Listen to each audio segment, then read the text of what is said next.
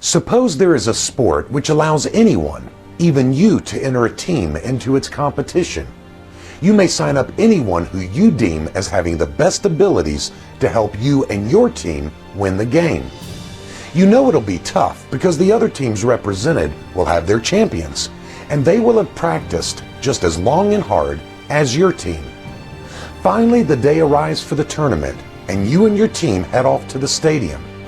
Upon arrival, it doesn't take you long to realize that things are going to turn ugly rather quickly. Hello, I'm Jerry Johnson, and I welcome you to another edition of Against the World.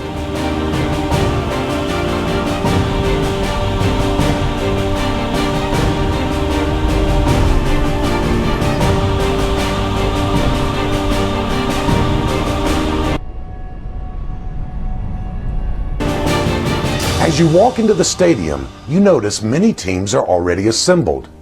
One team is called the Democrats, and you scratch your head in amazement because they are hanging out and laughing it up with the Republican team. In fact, you notice that it is difficult to tell the two teams apart.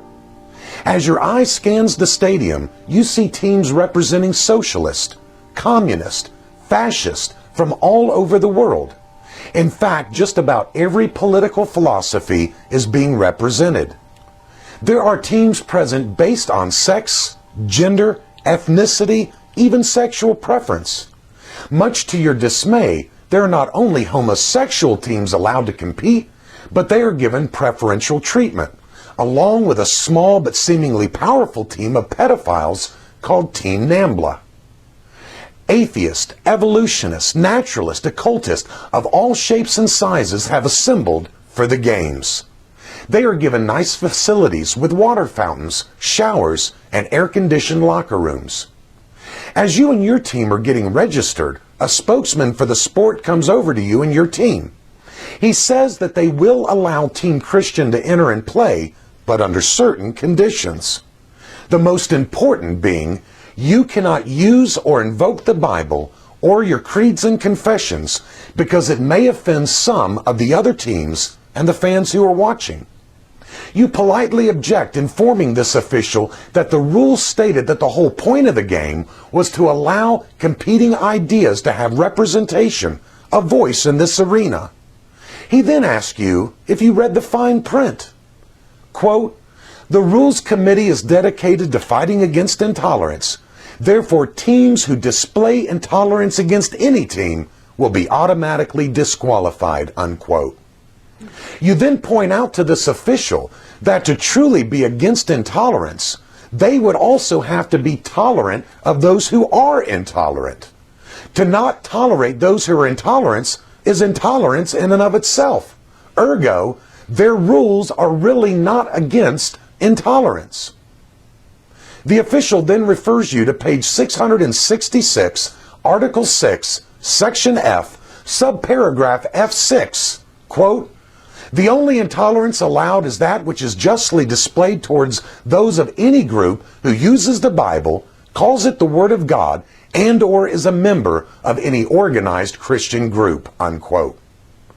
Now you become somewhat irritated, and you ask the official why the Rules Committee didn't inform Christian teams who may want to compete that the deck was already stacked against them.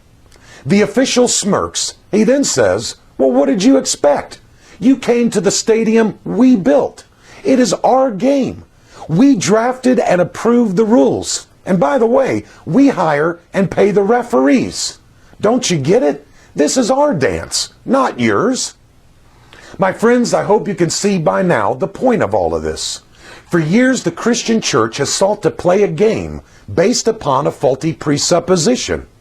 The secularists have written the church off even before the opening ceremonies, stacking the deck against us, ensuring that we will never make it out of the first round. Talk about an exercise in futility. It would appear that we have forgotten the words of King Jesus as he stood with his disciples before his ascension, saying, "All power is given unto me in heaven and in earth."